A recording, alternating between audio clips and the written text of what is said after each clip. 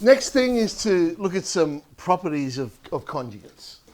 So we saw some of these already, but now I can put them in a bit more context now that we've learned about modulus and argument. So the first one here, if you think about a number and where you plot its conjugate, the actual distance to the origin would be the same. Because remember we said it was a reflection in the real axis. So the actual distance would be the same. Therefore, logically that means the modulus of a complex number must be equal to the modulus of the conjugate. So that's the first relationship. Whereas, because it is a reflection, the arguments will just be opposite in sign. One would have a positive rotation, one would have a negative rotation.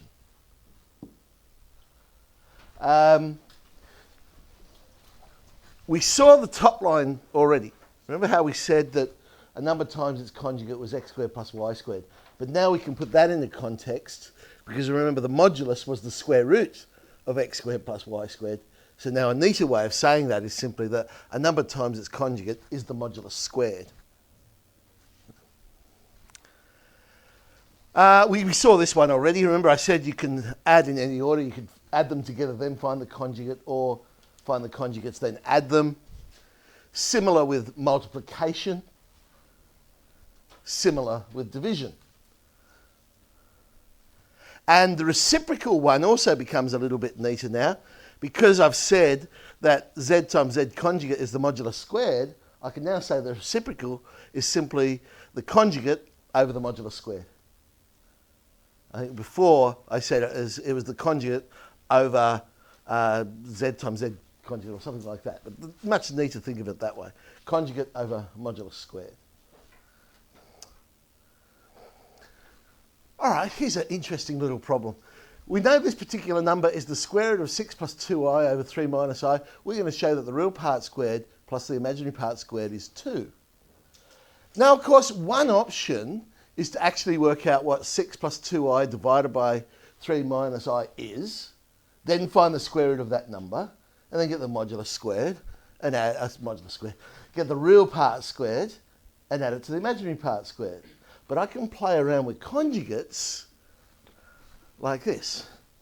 Well, if I know x plus iy is the square root of 6 plus 2i on 3 minus I, then if I was to square both sides, fair enough, I'll get x plus iy squared is 6 plus 2i on 3 minus I.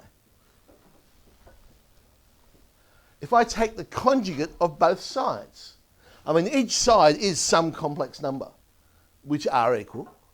So therefore, if I take the conjugate of both sides, they must also be equal. It's just like a normal equation. What you do to one side, you do to the other. So I'm taking the conjugate of both sides. Well, our division rule said it didn't matter which order I do them in. So instead of saying the conjugate of the whole thing, I'm saying it's the conjugate of the numerator over the conjugate of the denominator. And on the left-hand side, again, it doesn't matter which order it is. So I can find the conjugate first, then square it. And so the left-hand side becomes x minus iy squared.